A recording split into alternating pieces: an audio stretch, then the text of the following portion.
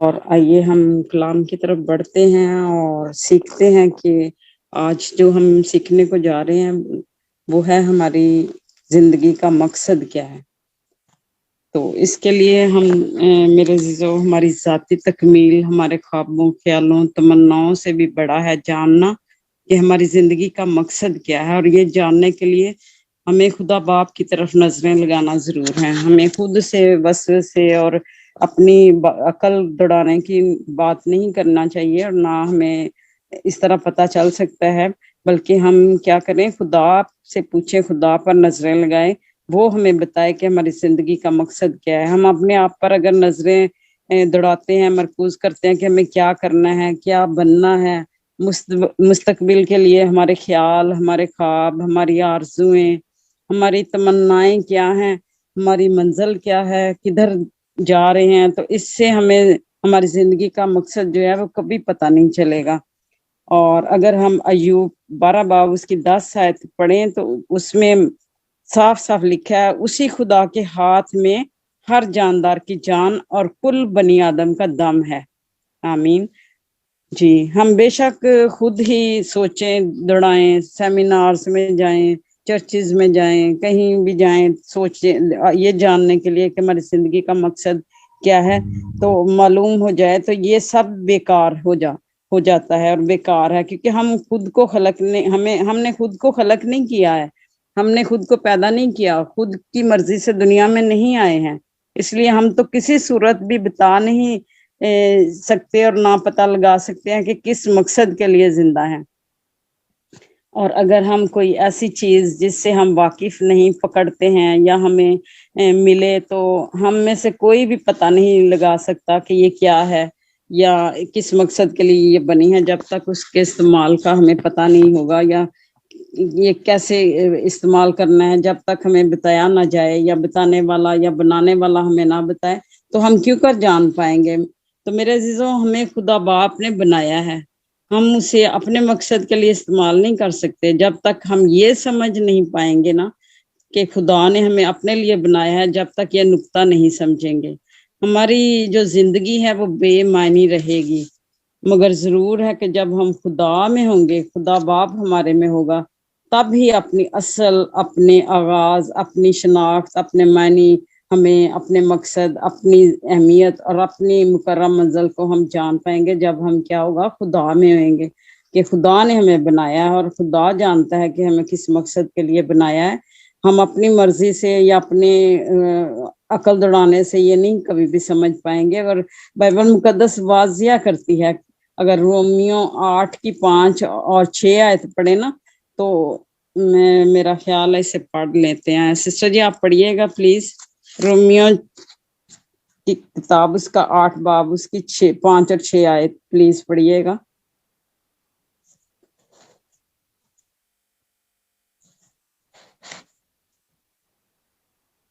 Romeo 8:5-6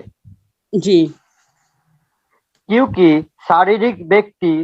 शरीर का बातों पर मन लगाते हैं, परंतु आत्मात्मिक आत्मा का बातों पर मन लगाते हैं। शरीर पर मन लगाना तो मृत्यु है, परंतु आत्मा पर मन लगाना जीवन और शांति है। आमीन। جی، تو ہم پھر ہی اگر ہم کشادہ اور آزادانہ زندگی تک پہنچ جاتے ہیں جب ہم کیا کرتے ہیں، خدا پر اپنی نظریں لگاتے ہیں، خدا باپ اپنے نجات دہندہ پر نظریں مرکوز کرتے ہیں، تو ہی کیا ہوتا ہے، ہم سمجھ پاتے ہیں کہ ہمیں خدا نے کیوں بنایا۔ ہمیں خدا باپ نے بنایا اور اپنے لیے بنایا۔ جب تک ہم یہ نہیں سمجھ پاتے ہماری یہ زندگی بے معنی رہے گی۔ اگر ہم یہ سمجھ جاتے ہیں کہ ہمیں خدا نے کیوں بنایا، تو اپنی منزل پر پہنچنے کے لیے کامیاب ہو سکتے ہیں۔ اور پھر کامیاب ہونا اور زندگی کے مقصد کو پورا کرنا دو مختلف مسائل ہیں۔ ہو سکتا ہے کہ ہم اپنے سارے ذاتی مقصد حاصل کر بھی لیں اور کامیاب بھی ہو جائیں، مگر ان مقاصد سے کوسوں دور ہوں گے جن کے لیے خدا نے ہمیں پیدا کیا، کیونکہ بائبل مقدس نے فیصلہ دے دیا ہے متی 16 باب اس کی 25 آیت میں کہ جو کوئی اپنی جان بچانا چاہے اسے کھوئے گا، اور جو کوئی میری خاطر اپنی جان کھوئے گا اسے پائے گا۔ یہ متی 16 باب کی 25 آیت میں مرقوم ہے۔ میرے عزیزو آپ پڑھ سکتے ہیں، دیکھ سکتے ہیں، اپنی مدد آپ دراصل کوئی مدد نہیں ہوتی، ہو سکتا ہے اپنی نظر میں ہم محفوظ اور خوشحال ہوں،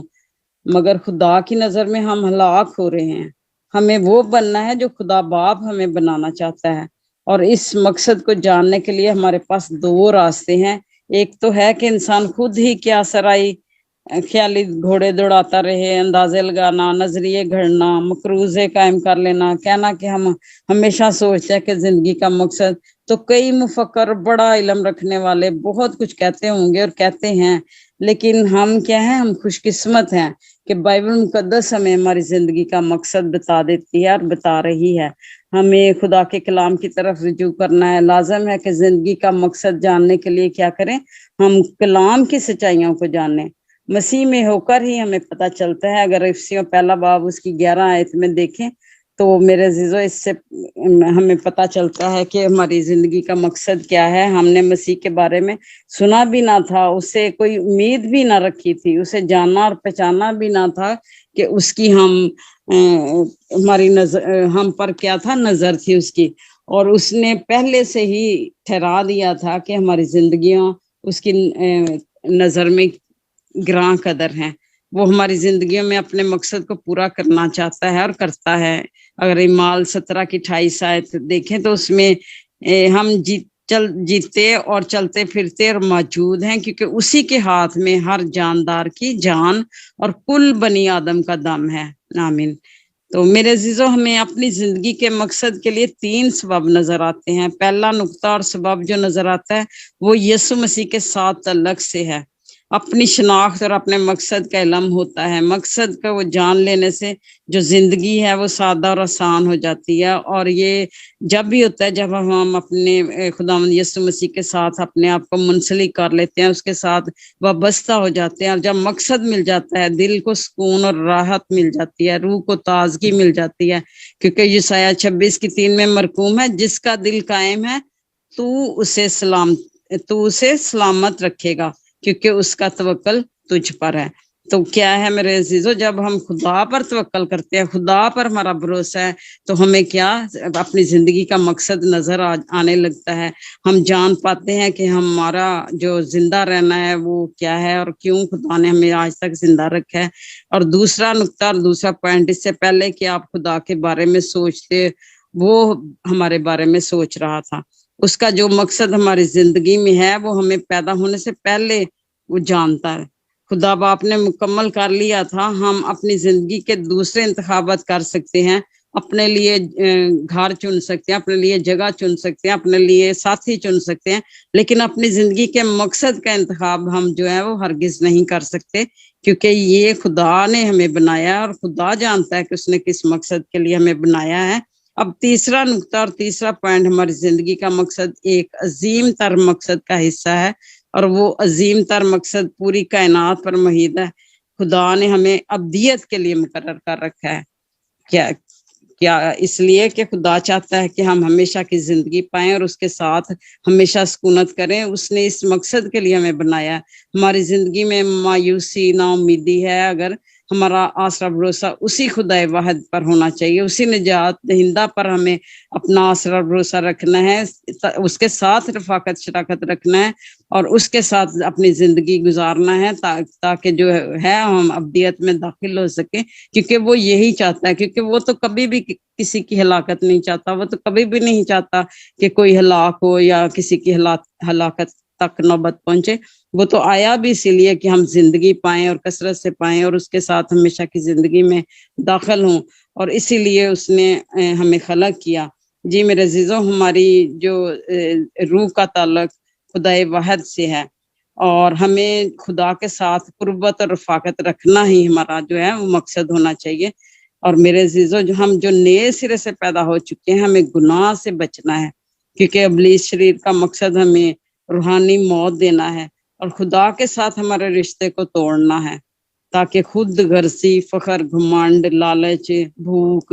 افلاس، جنگ و جدل اور بے اطمینان وجود میں ہم رہیں اور آئیں۔ لیکن میرے عزیزو، ہمارے یسوع مسیح، ہمارے نجات دہندہ نے ہمارے گناہوں کی قیمت ادا کی ہے۔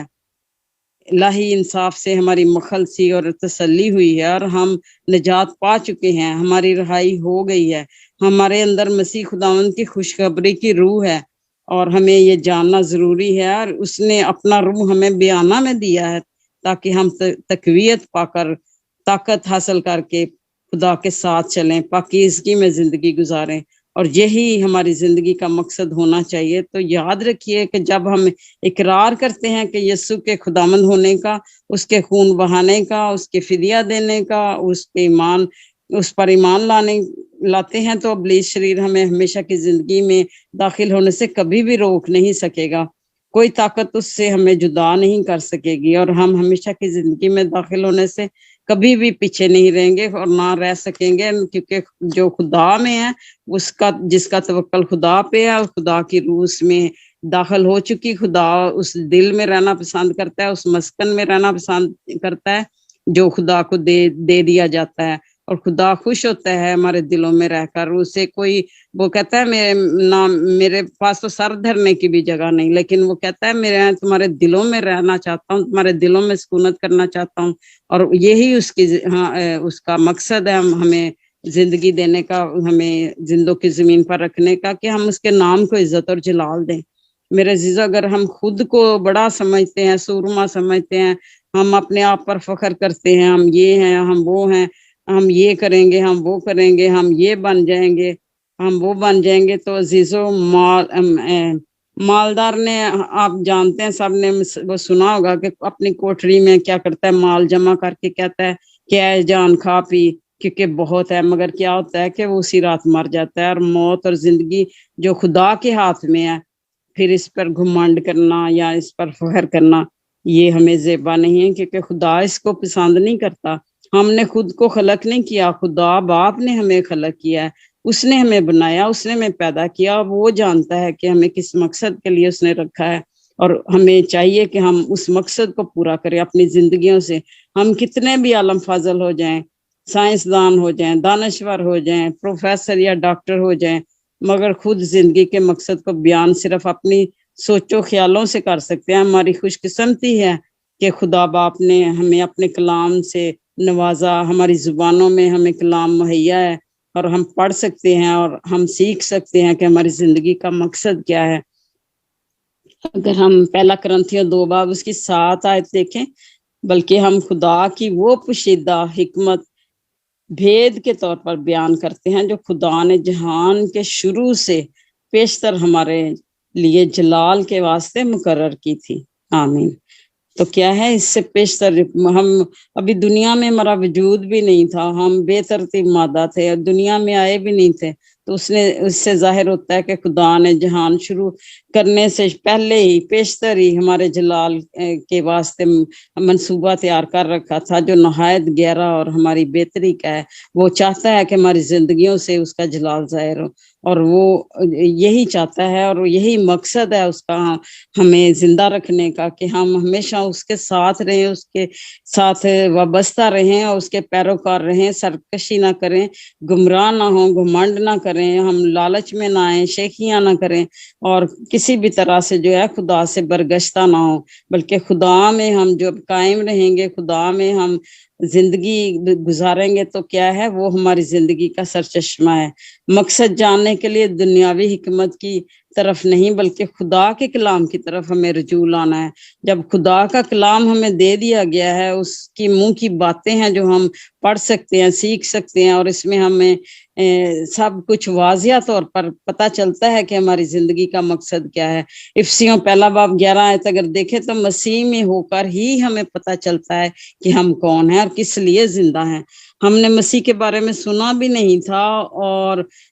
اس پر کوئی امید بھی نہیں رکھی تھی، مگر کیا تھا، اس کی نظریں ہم پر تھیں۔ اس نے ٹھہرا دیا تھا کہ ہماری زندگی سے اس کا جلال ظاہر ہو، اس لیے ضروری ہے کہ ہمارا خدا باپ کے ساتھ جو ہے تعلق مضبوط اور نہ ٹوٹنے والا ہونا چاہیے۔ یہ نہیں کہ ہمیں ابلیس شریر کسی بھی रूप में आके वर्गला ले, तोड़ दे, नहीं। हमें जब हमारे पास खुदा का कलाम हमारे दिल में होगा, हम खुदा को अपने दिल में रख के चलते हैं, तो कोई दुनिया की ताकत, अबलीस शरीर की कोई ताकत जो है वो हमें डरा धमका नहीं सकती, बल्कि उसकी तेज धारी तलवार का पहरा जो है वो हमारे चौगिर्द लगा रहता है। बात है कि इससे पहले कि हम खुदा बाप के बारे में सोचते, वो हमारे बारे में सोच रहा था। हमारे वजूद में आने से पहले ही उसने मंसूबा मुकम्मल कर लिया था। हम बेशक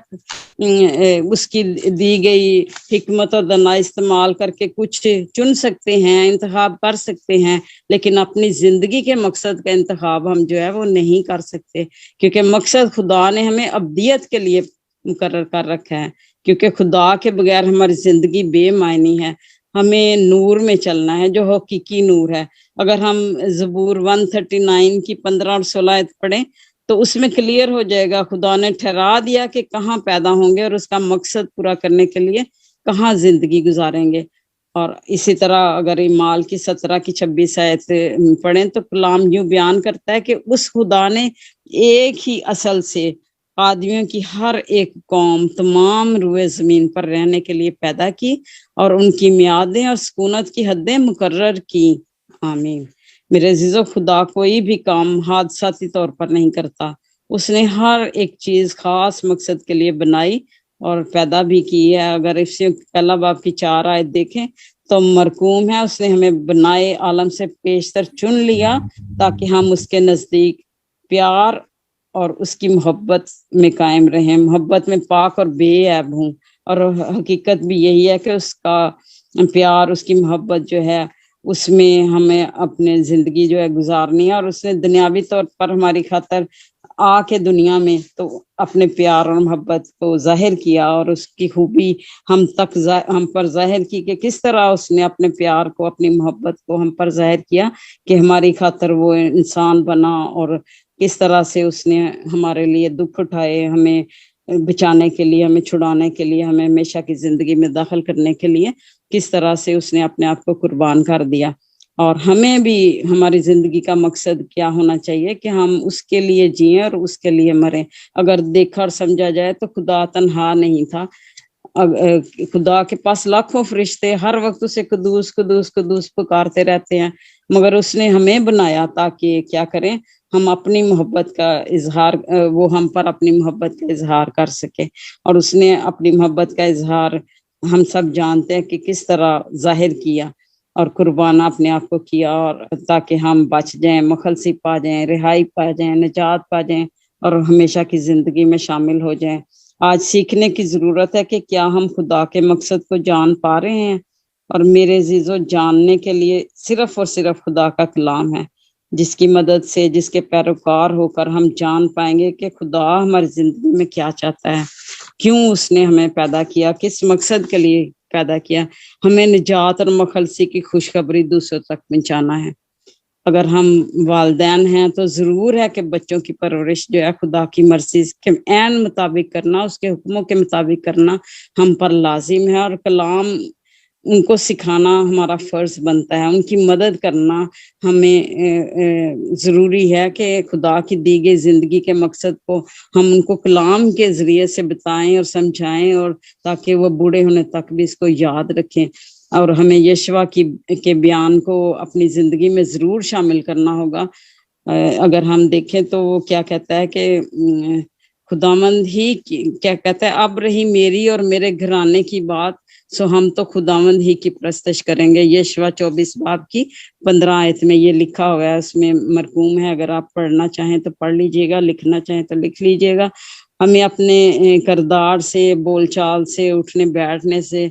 उसके नाम को इज्जत और जलाल देने हैं। हम बेईमान लोगों के लिए जो है एक हकीकी नमूना बन सकते हैं, ताकि उनको पता चले कि वाकई ये मसीही हैं और इनमें मसीह बसता है, और फिर वो हमारे चाल चलन को देखकर क्या हो, खुशखबरी के मुआफिक वो भी अपनी जिंदगी को गुजारने लग जाएं। और ऐसा हो सकता है जब हम अपने किरदार से, अपने उठने बैठने से, चलने फिरने से खुदा की खूबियां हम में होंगी, जाहिर करेंगे, तो क्या होगा, लोग भी मुतासर होंगे, वो लोग भी खुदा की तरफ खींचे चले आएंगे जब हम उनको खुदा की खुशखबरी पहुंचाएंगे और अपने रवैयों से, अपने मोहब्बत से, अपने प्यार से اور یہ ظاہر کریں گے کہ خدا ہمیں بستا ہے۔ عزیزو، ہماری جو زندگی کا مقصد یہی ہے کہ دل سے، روح سے اور سچائی سے اس کی پرستش کریں، مزاج بھی ویسا رکھیں جیسا مسیح یسوع کا تھا، تاکہ اس کے کردار کا نمونہ بن کر اس کے نام کو عزت اور جلال دینے والے ہوں۔ ہمیں مسیح سے محبت رکھنا ہے، مسیح میں بڑھتے جانا ہے، مسیح کے بارے میں دوسروں کو بھی بتانا ہے اور کلیسیا کی خدمت بھی کرنا ہے، اپنے خاندان اور دوسروں کی رہنمائی بھی کرنا ہے، تاکہ وہ بھی مسیح کی مانند کیا ہے بنتے چلے جائیں۔ اور یہ جب بھی ہوگا جب ہم بھی مسیح کی مانند ہوں گے، جب ہم بھی خدا نے جو کلام دیا ہے اس کے مطابق زندگی گزاریں گے اور خدا میں بڑھیں گے، خدا کے نام کو عزت اور جلال دیں گے، تو جب ہی لوگ بھی جانیں گے کہ واقعی یہ کیا ہے، مسیحی ہے اور ان میں مسیح بستا ہے، پھر وہ ہمیں دیکھ کر خود کو بدلنے کی ظاہر ہے پوری کوشش کریں گے، اور اس طرح سے کیا ہوگا، لوگ بچتے چلے جائیں گے۔ خدا کی خوشخبری جو ہماری زندگیوں میں ہے، ہمیں دوسروں تک بھی پہنچانی ہے، یہ ہماری زندگی کا مقصد ہے اور ہونا چاہیے۔ اور میں صرف ایک ہی اگر ہماری زندگی میں صرف ایک ہی مقصد ہے کہ خدا کے مقاصد پورے کیے جائیں، تو وہ کہتا ہے زندہ رہ۔ پولس رسول کی بات ہو رہی ہے کہ وہ کیا کہتا ہے اس کی زندگی پر اگر غور کریں تو وہ کیا کہتا ہے، زندہ رہنا مسیح اور مرنا نفع ہے۔ یہ فلپیوں 1:21 آیت میں مرقوم ہے۔ پولس مقدس پولس رسول کیا کہتا ہے، نہ جینے سے ڈرتا ہے نہ اسے موت کا خوف تھا، کیونکہ وہ کیا ہے، خدا میں اتنا نڈر ہو جاتا ہے، وہ چاہتا ہے کہ میں ہر طرح سے جو ہے خدا کی مرضی کو پورا کروں، اس مقصد کو پورا کروں جو اس نے میری زندگی میں رکھا ہے، اور وہ اس نے کیا۔ ہم سب جانتے ہیں پولس رسول کس طرح سے نڈر ہو کر خدا کی خدمت کرتا رہا، اور جان دینے تک بھی وہ وفادار رہا، اور اس نے نہ موت سے کوئی خوف کھایا، نہ اس نے آندھیوں طوفانوں سے، نہ قید سے، نہ کسی بھی اس نے خطرے سے جو ہے وہ خدا کا انکار نہیں کیا، اس مقصد کو پورا کیا جو خدا نے اس کی زندگی میں رکھا تھا۔ جب ہماری زندگی میں خدا کے مقصد کو پورا کرنا مشکل ہو جاتا ہے، ہم بے دل ہو جاتے ہیں، ہم حوصلہ ہار دیتے ہیں، لیکن ایسا نہیں ہے۔ ہمیں اجر کو یاد رکھنا ہے کہ خدا نے ہمارے لیے اجر کیا رکھا ہے، ہمیشہ کی زندگی کا، ہمیشہ اس کے ساتھ رہنے کا۔ ہمیں وہی کشتی لڑنا ہے جو دنیا میں رہ کر پولس رسول نے بھی لڑی، اور جس طرح اور نبی رسولوں نے جنہوں نے اپنی جانیں تک دی، ہمیں بھی وہی کشتی لڑنا ہے اور ڈرنا نہیں، اور دوڑ میں دوڑنا ہے، تاکہ ہم زندگی کی جو دوڑ ہے اس میں اول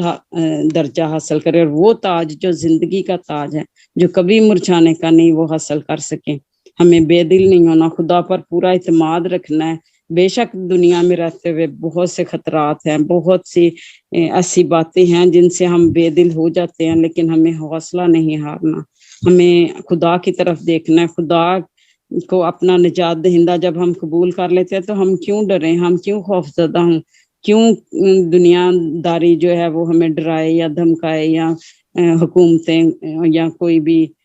جو ہے ہم پر حملہ آور ہو سکے، اگر ہو بھی جاتا ہے کبھی، کیونکہ یہ ہونا بھی ضرور ہے۔ بائبل مقدس میں لکھا ہوا ہے کہ بہت سی مصیبتیں آئیں گی، آفتیں آئیں گی، اور لوگ میرے نام سے تمہیں طرح طرح کی مصیبتیں دیں گے، تکلیفیں دیں گے، تو ہمیں کیا ہے، ہم ڈریں نہیں، خوف زدہ نہیں ہوں، بلکہ ہمیں وہ